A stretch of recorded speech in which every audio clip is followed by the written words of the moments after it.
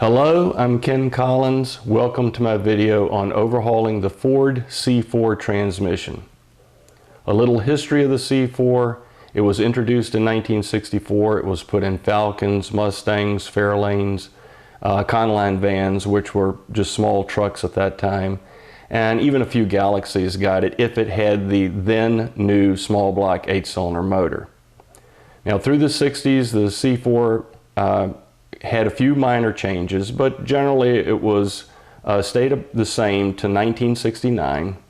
And in 1970, there was a fairly substantial upgrade to the C4. The components were enlarged, made beefier, a little better durability, and because of that, they also expanded the car line and engine combinations for the C4. It included Torinos, Granadas, Mavericks, F-Series trucks, Pintos, and in 74 the Mustang II. There's so many engine combinations that the C4 could have had, it's easier to tell you what didn't have the C4. On the small end, the 1600 British built motor in the Pintos, that never had a C4. In fact, they were only sold with 4-speed straight shift transmissions. The smallest engine that would have had a C4 would have been the 2-liter German-built engine that was put in Pintos. You go through all the different engine sizes up to the 400 cubic inch, that would have been the largest engine that could have had a C4. And most of those were in Gran Torino station wagons. Now, there's one engine family that never had C4s, and that's the FE family. That includes 352 engine, 360 truck motor, 390, 410 Mercury built engine, 427 and 428. They would have never had a C4. The other big block family, the 429 and 460, again, never had a C4. But theoretically, you could put a C4 behind one by using the 400 cubic inch bell housing, which has the same bolt pattern. But you have to understand the C4 in its stock form is at best a medium duty transmission. I don't think you want to put one of those behind an engine that can produce 400 or 500 foot-pounds of torque.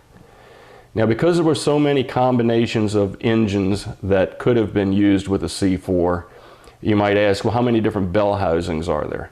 I can't begin to tell you. I think there's no less than 15 different bell housings, and that's in both bolt pattern and configuration, because there are some bell housings that are unique that may have the same bolt pattern as another. Excuse me. But it would depend on floor pan clearance and the type of vehicle that was in. I'm not going to get very involved in telling you all those combinations. I will tell you a couple unique ones. The Mustang II, if it had a 5-liter engine, a 302 engine, it would have had a unique bell housing. It has the normal small block bolt pattern, but because of the floor pan clearance concern that you had with that car, it had a much smaller inside diameter to the bell housing, which made it, you had to have it was a special smaller converter. It was even a different flywheel. So that one is unique to all of the different bell housings.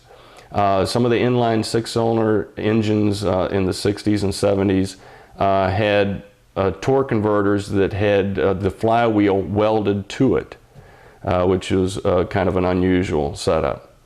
The later inline 6-cylinders had about an 81 or so. The 200 inline had a kind of a modified small block bolt pattern. The bottom 4 bolts are the same as just a small block bolt pattern, and the top 2 bolts are lower, which makes that one somewhat unique.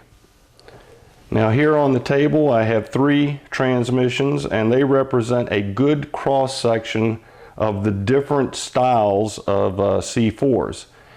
This one here on the end is a C4 that came out of a 65 Falcon with a 289. The center one here came out of a 77 F100 truck with a 302. And the one on the other end here is a C5 that came out of a 1982 Fairmont with an inline 200 cubic inch 6-cylinder engine.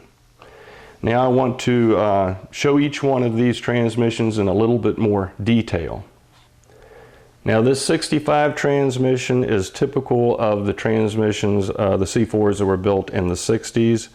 You can identify a 60s model transmission by, let me turn this around. On the rear servo, you'll see this vent tube right here. Now the vent tubes were only in the 60s model C4s. This also includes the 1970 Falcon, which was of the old design. Now while we're here, I'll just show you a few external features. Of course, right back here is the hole for the speedometer cable.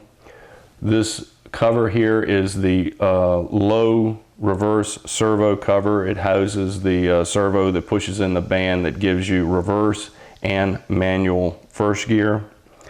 Here's the manual linkage right there. It's a downshift rod, and of course the downshift linkage and downshift rod can be several different configurations. You know, it depends on whether it was a column shift or a floor shift. This right here is the adjusting stud for the intermediate band. If I turn the transmission around, this is the intermediate band servo cover. When that's applied, that gives you second gear. This adjusting stud is for the reverse low servo that you saw on the other side. These two ports here are for the cooler line. The one near the bell housing is the pressure side. Fluid is going out to the cooler on that one. And the rear one is the return of the cooler, and it's also the rear lube for the transmission. Now this transmission is what they call the case-filled transmission, and that is the dipstick tube goes into the case. Another thing that identifies that type of transmission is that the bell housing bolts hold the bell housing and the pump. It uses the same bolts. This style of transmission is usually found in the car line. It would be in the smaller displacement engines and in the car line. The trucks will have a slightly different one, which I'll show you that in a minute. Now that we're looking in the bell housing area, I'll pull the input shaft. It just slides right out. The splines here on the end that goes into the torque converter is 24 spline. As it turns out, the other side has the same 24 spline as well, so you can put it in either way. The 70s and later C4s, the spline is different on one end than it is on the other, and the diameter of the shaft is a little bit larger also. I'll just stick that back in. Another thing you'll notice is it has a very shallow oil pan. Now all of the 60s models of C4s had this shallow, about a 1-inch depth pan. The only exception would be the four-wheel drive version, say in a Bronco. And that one has like a little bumped down section in the middle to add just a little bit more capacity. Now this center transmission here, the one in the middle, came out of the 77 F100 truck, and it is typical of the later model, the post-70 model C4s. The one way you can identify the later model versions of the C4 is the vent here. I'll turn this around, make it a little bit easier to see. See, it has little, what some people call a jiggle pin. It's a little vent that's on the extension housing. And if you remember, the other one had that vent tube. Well, the later model ones have the vent on this little jiggle pin here. Some of the four-wheel drives might actually have a hose sticking off of that right there. Again, externally, they look very similar. You have a manual linkage, downshift rod here, and again, they may be a different layout depending on the type of vehicle.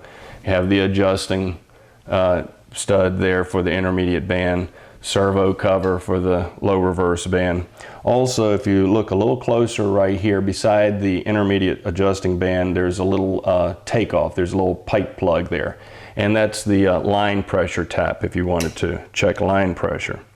Again, back here you have the hole for the speedometer, cable, or even speed sensors when you get into the later model cars. On the other side, whoop, put that back up on the 2x4 here. All right. Have the intermediate servo, just like the other one, the adjusting screw for the low reverse band, 2 ports here for the cooler lines. And you will notice on this one, the dipstick tube goes into the pan, or what they call a pan-filled transmission. This style tends to be in larger vehicles, either with larger engines or the larger body sizes, you know, like in trucks and vans. Another way you can tell the pan-fed type C4 is that it has the bell housing has its own set of bolts. The bell housing is bolted separate from the pump. You can see the bolts here for the pump. The bell housing has a different set of bolts. And if you physically, you know, you look at it, the transmission itself has this little bulge here, which you don't see on the other version. Now, whether you have the early 60s model transmission or the 70 and later transmissions, they can be either a pan or case fed. They can be either one. Again, it depends on the application. All right, another thing about the late model transmissions is the modulator valve right here. This is a push-in modulator. Now 73 and later transmissions have the push-in type modulator. All of the 60s versions have a screw-in. There's actually a little hex head built onto it, and it screws into the case. And also 70, 71, and 72 transmissions also have the screw-in type modulator. This one is a push-in, has a little tab here that holds it in place. Okay, this last transmission is a C5. Now the C5s came out in 1982. The C4 ran from 64 to 69 and also included the 70 Falcons. And then 70 to 81 ran the later version of the C4. In 82 it was upgraded to the C5. It's generally, you know, just like a C4 with some upgraded parts. One of the main upgrades was the torque converter, which had a lockup feature. Now, to identify a C5, the only easy way to identify a C5 is the intermediate band stud adjusting screw. It has fine thread on it. The C4s had coarse thread.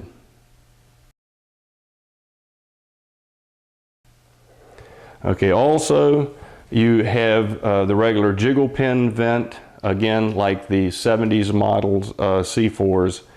And another thing you'll notice is that it has a much deeper oil pan. It's about 2 inches deep.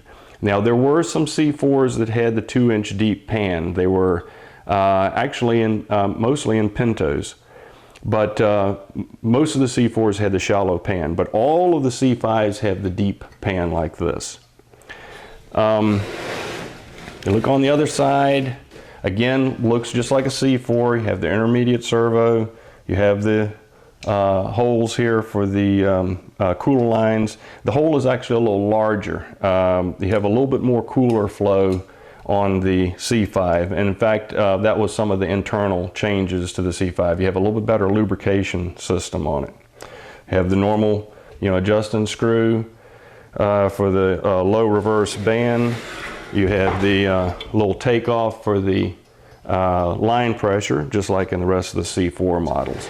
And one of the things that you may notice, even though this one came out of a 6-cylinder, is you have a very fat type bell housing. Now, one of the main upgrades to the C5, as I was saying, that they had the ability of having a torque converter that had a centrifugal clutch in it. So the converter is physically much larger. So to accommodate that, the bell housing is actually a little bit deeper and it has a much larger inside diameter. Also, since the converter is not in this one, I can take the input shaft out, and you'll see the C5 has this little kind of dropped down section, kind of cut down like that. You won't see that on the C4 models. Now the shaft itself is the same spline as you find in the 70 and later C4s. It's 26 spline on the converter side. I think it's 24 spline on the other side. And you can see the shorter side here goes into the transmission. And C4s that are 70 and later also has this 26 spline shaft.